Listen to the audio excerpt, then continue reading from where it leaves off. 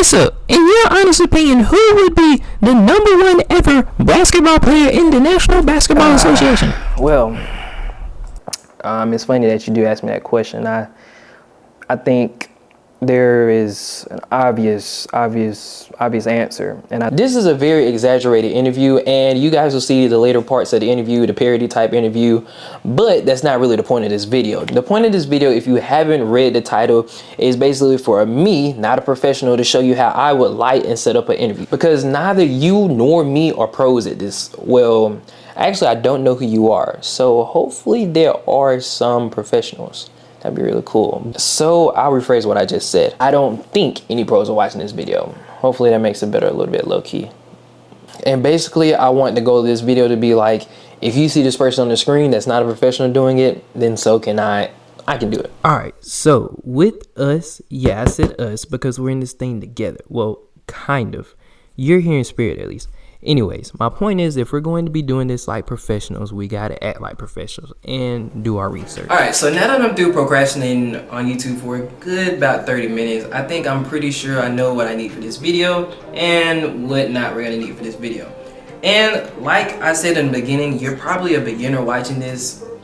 Cough, cough, maybe you're, maybe you're a little bit more advanced. But if you're not, I'm going to be trying to explain alternative ways that you can be using the same stuff that I'm using, because obviously sometimes people don't got exactly what the person that's filming has. So I'm going to try to, give you the alternate route of what I'm using. Okay, so pretty much we're going to need a location, and I pretty much I don't really have a location, if I'm being honest. I only have one location in mind, and that's the living room of my apartment. There's really no alternate thing other than that. You can find wherever you have in your house, and yeah, you should be good. So 2, we need a chair. Usually chairs are what we use for interviews, so yeah, I have plenty of chairs around the house, and I'm sure you do too. So yeah, those 2 are pretty self-explanatory. Number 3, the equipment. All right, first up we have the Sony A7 IV, which is the camera that I use. So my alternative solution would be just using a phone or something that's accessible to you. And yeah, that's pretty much what I would say. All right, so our second thing is lenses, and pretty much whatever accessible thing you have, like a phone, it has lenses on there. So that's pretty simple. All right, so after that we have an ND filter, and pretty much what I would say would be, if you don't have an ND filter, just get by a location that doesn't have any windows or any light or anything like that, and you should be good. On the lighting, and honestly this is kind of going to be the most tricky one. This one I really don't have an alternate kind of thing for it. Honestly, lights are just kind of lights. I would suggest trying to use natural lighting if you could, if that works out a little bit. I don't really have an alternative solution for lights, but that would be my best one. As you see right now, you see 2 Rode wireless mics. But honestly, if I'm being honest, you can have so many alternatives to the Rode wireless mics. Simply because I'm gonna flip this from this talking head shot. I'm gonna come to me right now speaking. I'm literally using my phone. You see my phone right here? Yeah, my phone. I'm using my phone because my Rode wireless mics are dead. So you can use your phone, or you can use any other alternative. Honestly, you can just use a camera if that's all you have, or if you're only filming on your phone, just use your phone. That's pretty much a good alternative in my opinion. And yeah, you don't have to get a Rode wireless mic. You can get like some cheap mics or anything like that if you want to do it, a little bit more professional or a little bit more savvy. So number 4, I think we're through with pretty much all the boring stuff and all the prepping and all that stuff. Now I'm pretty sure we're ready to hop on to phase 2 and get on to the exciting stuff, which is filming and setting all this stuff up. So, alright, so this is pretty much me setting up. Basically, this is me setting up my softbox, and I'm setting up my C stands, and yeah, I'm just getting everything up and ready for the interview. And yeah, that's pretty much it.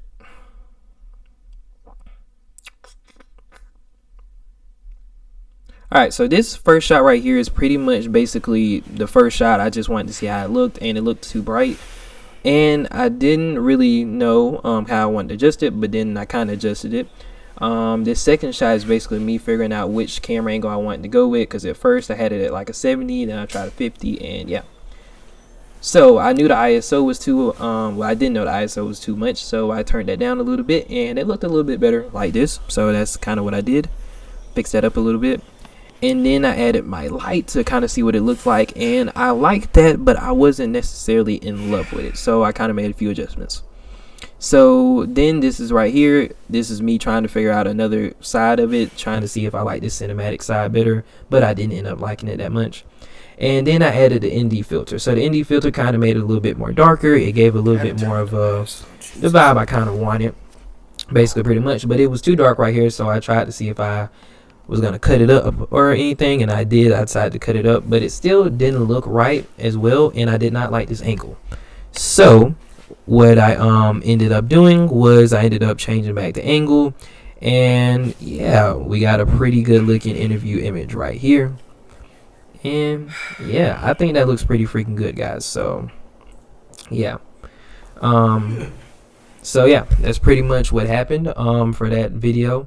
So yeah, I hope this video was good for you guys, because I enjoyed making it and I enjoyed filming it, and I loved the challenge of trying to figure something out that I didn't really know how to do in the beginning. So yeah, and obviously, as I said in the beginning of this video is literally for people that are behind the camera that don't really know what to do, and I'm in your same boat. So if you see me do it, and hopefully you can as well. So yeah, but to end this video off, I will give you guys the rest of that parody interview in the beginning.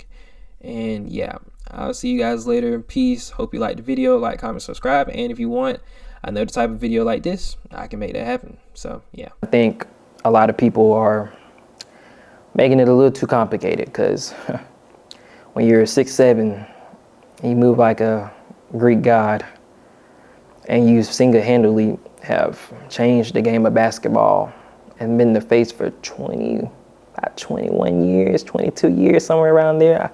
Correct me if I'm wrong. And yeah, they asked me who the GOAT is. I'd say LeBron James, duh. That's obviously the GOAT. So yeah, I don't think there should be any other, yeah.